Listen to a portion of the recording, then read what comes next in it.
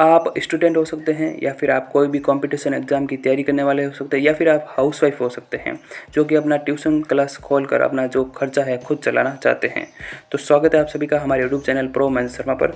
इस वीडियो के अंदर आपको ट्यूशन स्टार्ट करने की पूरी प्लानिंग बताई जाएगी, जैसे कि कौन सी क्लास को पढ़ेंगे आप, कौन सा सब्जेक्ट होगा, लोकेशन क्या होगी, रजिस्ट्रेशन करवाना ज़रूरी है या नहीं है, फ़ीस कितनी रखेंगे, आपकी इनकम कैसे होगी और आपके पास बच्चे कैसे आएंगे। इन सब की जानकारी आपको इस वीडियो में मिलने वाली हैं।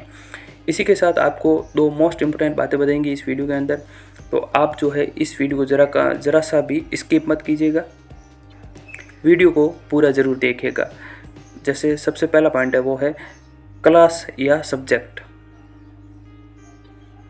आप ना क्लास 3rd से लेकर 5th तक विथ ऑल सब्जेक्ट पूरे विषय पढ़ाइए। आप 3rd और 4th क्लास अलग से ले सकते हैं और 5th क्लास को अलग से ले सकते हैं।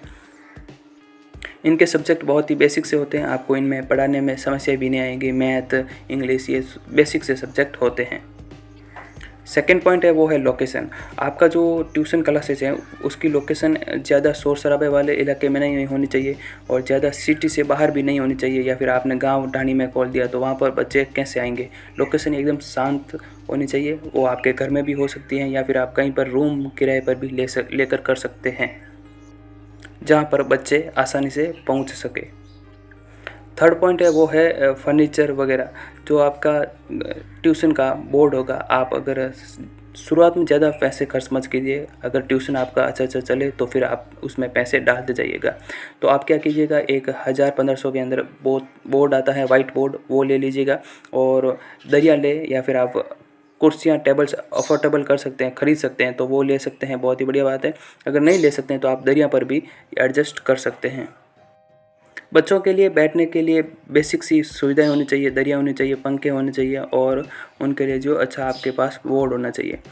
इन सब में ज़्यादा खर्च नहीं होगा, कम से कम 3000 इतना ही होगा खर्च। फोर्थ पॉइंट है वो है दोस्तों, रजिस्ट्रेशन करवाना ज़रूरी है या नहीं। आपका जो प्राइमरी क्लासेस का ट्यूशन सेंटर है उसका रजिस्ट्रेशन करवाना ज़रूरी है या नहीं। तो आपको निश्चित हो जाना है कि प्राइमरी क्लास तक का रजिस्ट्रेशन इतना ज़रूरी नहीं है। अगर आप सीनियर या फिर आप कोई कॉम्पिटिशन एग्ज़ाम की तैयारी करवा रहे हैं तो आपके पास रजिस्ट्रेशन करवाना ज़रूरी है, लेकिन प्राइमरी का इतना ज़रूरी नहीं है। तो आप बिल्कुल निश्चित रहकर बिना रजिस्ट्रेशन करवाए भी अपना ट्यूशन सेंटर स्टार्ट कर सकते हैं। पॉइंट नंबर 5 है दोस्तों, आप अपना जो ट्यूशन सेंटर है उसका एक अच्छा सा यूनिक सा नाम रखिए।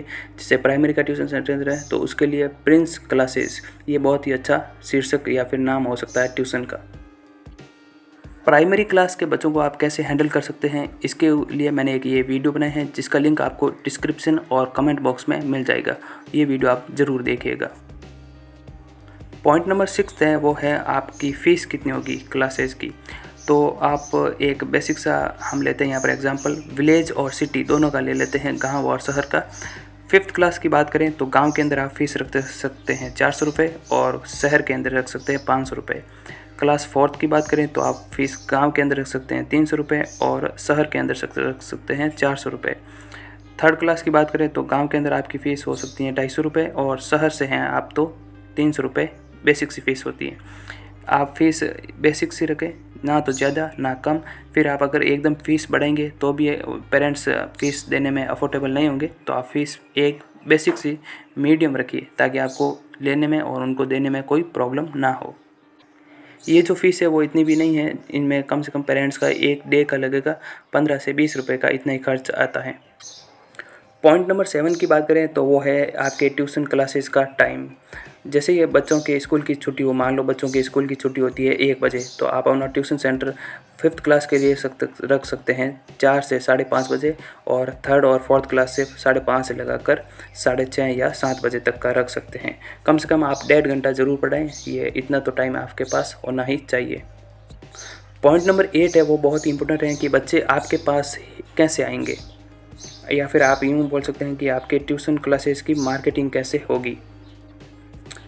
100 रुपये के पैम्पलेट या फिर फ़ोटोकॉपी के ज़रिए आप अपने मोबाइल से ही कोई ऐप डाउनलोड करके अपना फॉर्मेट बना सकते हैं ट्यूशन क्लासेस का और अपने आसपास में बांट सकते हैं। इसमें 100 रुपये का खर्च आएगा।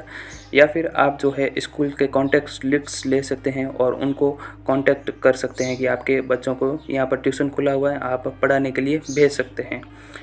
अगर आप बात करें तो अगर आपने शुरुआत के 10-12 बच्चों को भी अच्छे से पढ़ा लिया तो आपकी मार्केटिंग अपने आप हो जाएंगी। वो बच्चे और उन बच्चों के माता पिता वो अपने आप आपकी मार्केटिंग कर देंगे कि वहाँ पर ट्यूशन क्लास हैं, वो अच्छा पढ़ाते हैं, हमारे बच्चे वहाँ पर जाते हैं, आप भी अपने बच्चे वहाँ पर भेजिए। ये 9th पॉइंट था दोस्तों।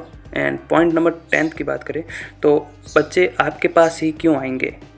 तो आपके पास इसलिए आएंगे क्योंकि आपकी जो टीचिंग क्वालिटी है वो बहुत ही अच्छी है और आपके जो ट्यूशन क्लासेस में बेसिक सी सुविधाएं होती हैं वो आपके पास हैं।